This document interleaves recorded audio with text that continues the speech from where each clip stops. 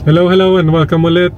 Welcome back sa heto na kayo tayo sa part 2 ng ating episodes in regards to pag-visit namin sa mga show homes dito sa Calgary. Isang community lang naman ang pupuntahan natin.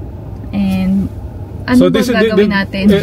Ito yung unang communities na bibisitahin dahil kasi parang natingnan lang namin yung mga picture. At yung mga presyo mukhang decente. Kaya we will see. We will see. So itong Ambleton community, bagong community to dito sa Northwest. Nasa katabi siya mismo ng Evanston. Meaning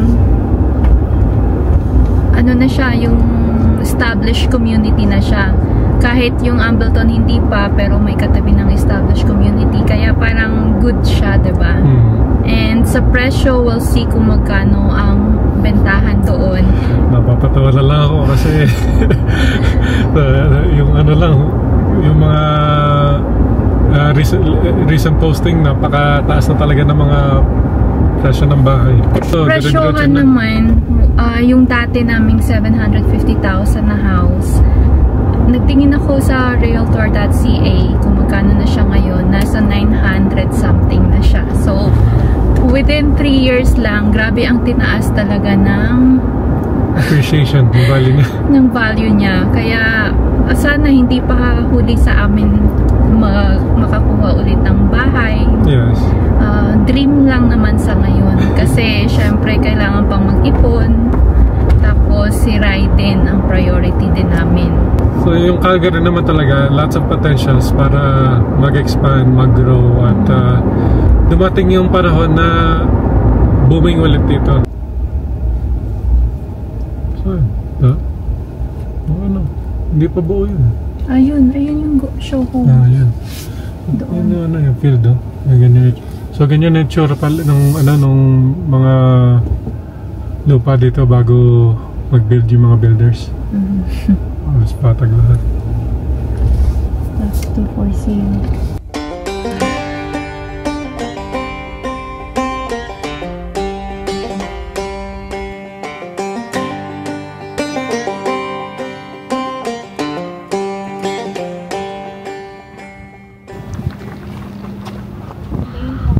Mga lane homes. So, anong unahin natin?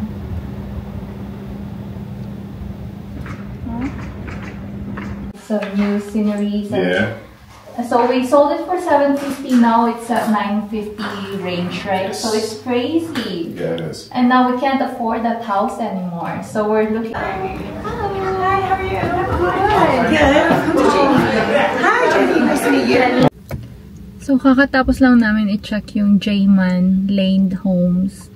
Unfortunately, bawal kaming mag-take ng video. Kaya tinanong ko yung sales lady doon. Sabi niya, may sarili daw silang marketing department. Kaya ayaw hindi nila. Hindi pwede. So yung presyo ng Lane Homes ngayon, November 2025, starting is $630,000. And then, kung gusto mo pa ng double garage, $40,000. And then, kung gusto mo pa ng legal basement suite, $100,000. Medyo nakakagulat nga mga presyo. Grabe, kaloka. Nung dati, tumitigid kami ng mga Lane Homes, $450,000. Kasama na yung front garage. Mga $200,000 yung pinatong since 3 years ago. Tapos naman sa kabila, try ko ata yun. Front garage, ang start is mid 700. Hindi na kami hindi na namin tiningnan kasi hindi naman namin afford na yun. Yeah, yung ano lang, yung tama na lang ang hinahanap. Yung swak talaga sa budget. So yung Lane Homes, parang kasya sa amin. Tama lang yung size na yun. Considering, syempre. Which is lots of, good in a sense sa magiging, yung tinatry na maging lifestyle namin. So, titingnan namin kung nasa yung Truman. Baka lahat hindi pwedeng mag-video. Kaloka. Labas na lang yung makikita sana natin. Naman. Sabi nila kasi, kung sakaling mag-video daw, pag nakita nila, ipapull out. So, no use in trying, kumbaga. Yeah. nagtataka lang kami. Ang daming nagvi-video naman. Pero sige na lang. Pasensya na kayo. Wala kaming video sa loob. Maganda siya. Pero wala kaming video sa loob.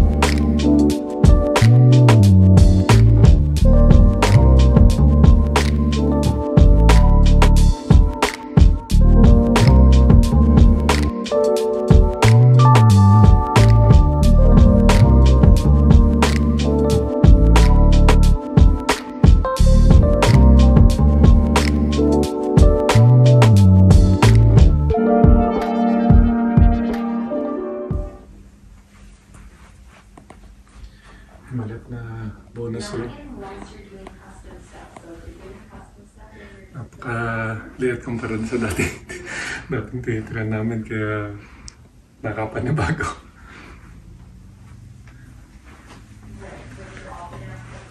So itong room na ito parang single.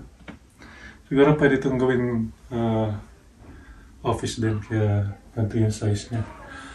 Tapos sa kabila may second room pa dito.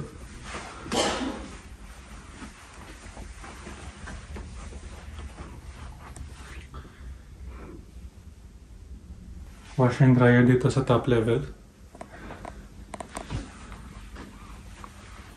Washroom.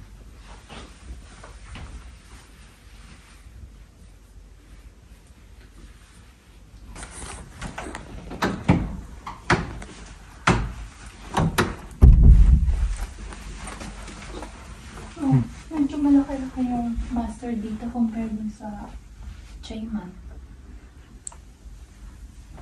Malaking ano? Tapos may closet.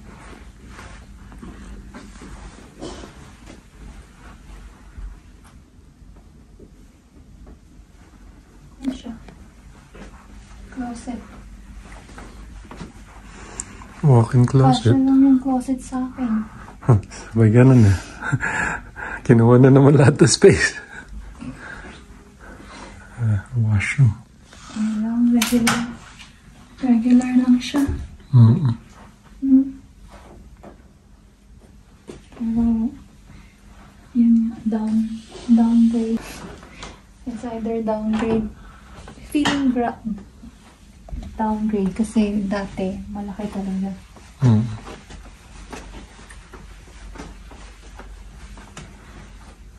Pero at the same time, parang okay na din dahil nga nasa point na tayo na hindi na natin kailangan ng malaking space. Yeah. Yung tama lang. Tanong muna natin kung magkano to.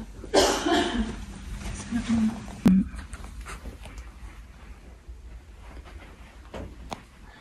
Para sa baby.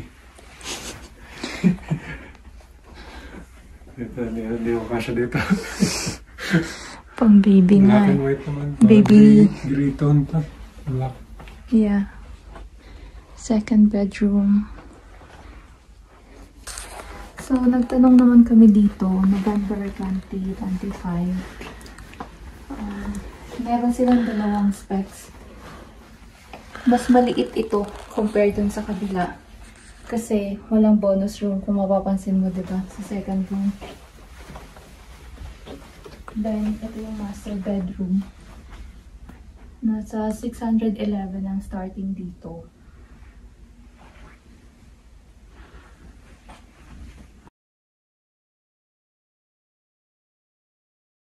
So, 611 yung starting dito sa maliit na to. Then, sa kabila naman mga 660. Pero mas malaki kasi yun. Okay siya. Itong space, pero walang bonus room. Okay, sana kung meron ding bonus yung kahit maliit.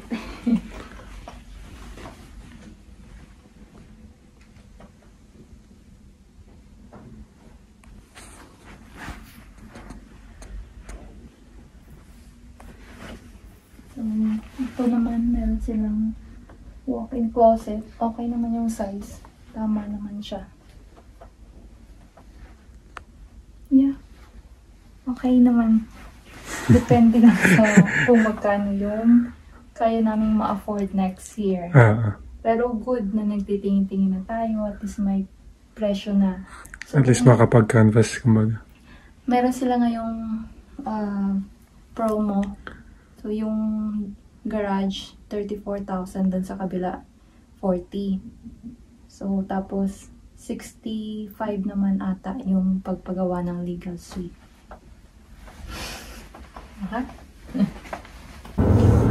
Kakatapos lang namin sa Broadview.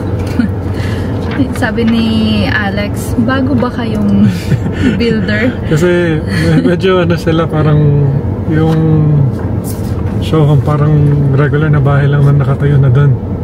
Kaya hindi mapagkamalan na showhome siya. Yeah. So yan. Yan yung bahay na yun. At least pumayag na mag-video sa loob, kaya nakakuha tayo. So, 17 square feet, kahit pa paano malaki-laki. 4 bedrooms, kasi meron sa main floor, which is good sana para kay mama. Kasi kawawa naman ni mama. So, optional daw siya. Pwedeng paggawa ng room sa main floor. Yes. Pero sa presyo, parang mas sulit na ipa-develop yung basement dahil kasi halos kasi yung presyo nung magpagawa ng isang room doon sa main floor. Kaya pros and cons yan kung sakali. Anyway, medyo konti lang yung napuntahan natin, no? Kasi konti nga eh. Hindi naman namin pinuntahan yung mga front garage. Siguro next time pupunta kami. Not in this area, sa ibang area naman.